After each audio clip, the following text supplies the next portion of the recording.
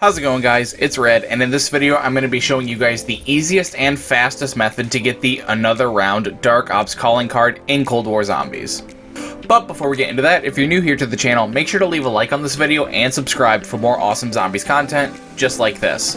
Also, make sure to hit the notification bell to make sure that you don't miss out on any of my future uploads, and without further ado, I hope you enjoy the video.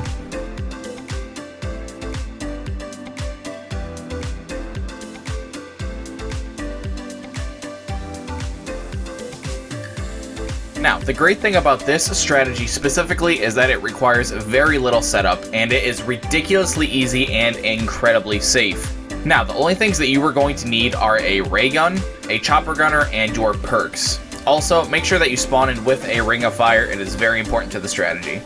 Also, as you progress through the map, when you first enter the bunker in D Machine, make sure to not open the door that goes into the speed cola room, so make sure to buy the door on the right hand side or else the strategy will not work. The only perks that I would recommend getting for the strategy is Juggernog, Quick Revive, Speed Cola, and Stamina. I would personally stay away from the other perks because they simply just do not do enough to make them worth buying when you are doing this strategy. And as for the chopper gunners, their only use is going to be the usual get out of jail free card. Just use it whenever you feel uncomfortable and you are going to not die. I personally think that these are better than cruise missiles because when you use them, you are in them longer, giving the zombies more time to run away from you, creating more space so you can prepare better when you come back. Now, as far as the strategy itself, you will need to hop onto this tube that is across from the Speed Cola machine and position yourself like I do here. Once on this tube, the zombies are only going to come from one direction, and all you will have to do to kill them is to shoot the other side of the tube with the ray gun, and the splash damage is going to kill them, so you don't even have to actually hit them. Just make sure not to shoot too close to yourself enough to hurt you, because you can take splash damage when using the ray gun. Also, when doing this, make sure to pop off your ring of fire as soon as you possibly can, every time as soon as it's charged, because the damage upgrade that you get from the ring of fire is going to make it so these zombies die in one shot.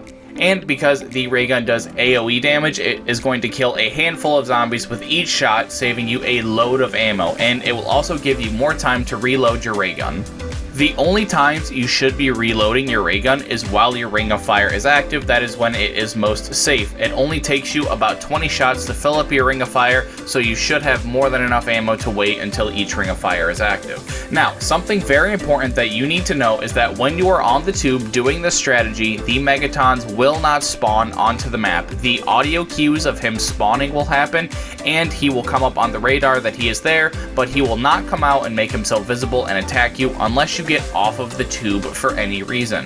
Now, unfortunately, you can't just stay on the tube forever and never move. You will eventually have to start buying ammo for your ray gun pretty much every round, along with refilling any other things that need it. So a very easy way to kill Megatons while doing this strategy is to wait until you have a ring of fire ready, and then you purposely drop down from the tube by walking behind you onto some tables, just for a split second, long enough for him to spawn in and start attacking you.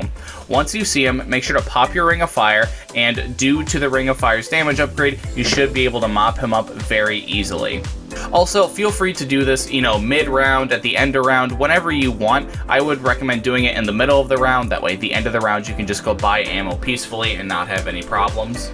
Now, something to keep in mind is that with a recent update, Treyarch changed the way some of the zombies path, and it affects the strategy in particular a lot, because when you fall off the tube, sometimes an entire horde of zombies will come up behind you and start to attack you. So whether or not you drop down from the tube intentionally or it's on accident, make sure to shoot a few shots behind you to make sure nothing does too much damage. Also, when you're just doing this strategy regularly, make sure to keep walking forward every so often, because it seems like the zombies push you around a lot, and whenever I just stand completely still, I end up getting knocked off the tube, and then, like I said earlier, zombies come up from behind me, and it just makes everything harder. So make sure just to walk forward like 1 or 2 steps every few seconds.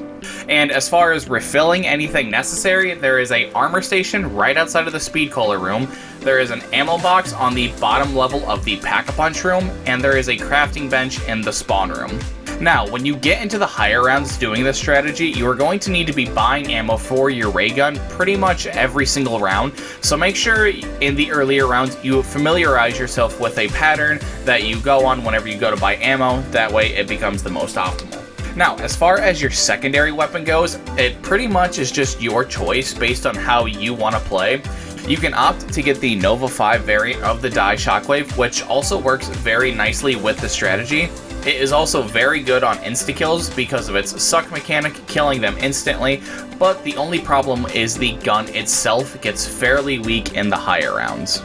Now, the other thing that you can do is to keep any shotgun or fully automatic weapon in your secondary spot and use them only on insta-kills. Now, insta-kills really mess with this strategy because when insta-kill is active, kills that you get will not progress you towards your field upgrade. So if you're only relying on the ray gun and you're using it to survive on insta-kill, you're gonna run out of bullets before the insta-kill ends and you can refill your ring of fire again, meaning you're going to have to reload when your ring of fire isn't active, and doing that can cause, a lot of bad things to happen, such as you having to use a chopper gunner when you don't necessarily need to, or possibly even going down. So just having a good bullet weapon to mop them up on insta-kill won't really hurt anybody. So in conclusion, the strategy is to get the ray gun, get a chopper gunner and your perks, and go to the tube across from the speed cola machine. Kill the zombies by shooting the other side of the tube while making sure not to damage yourself.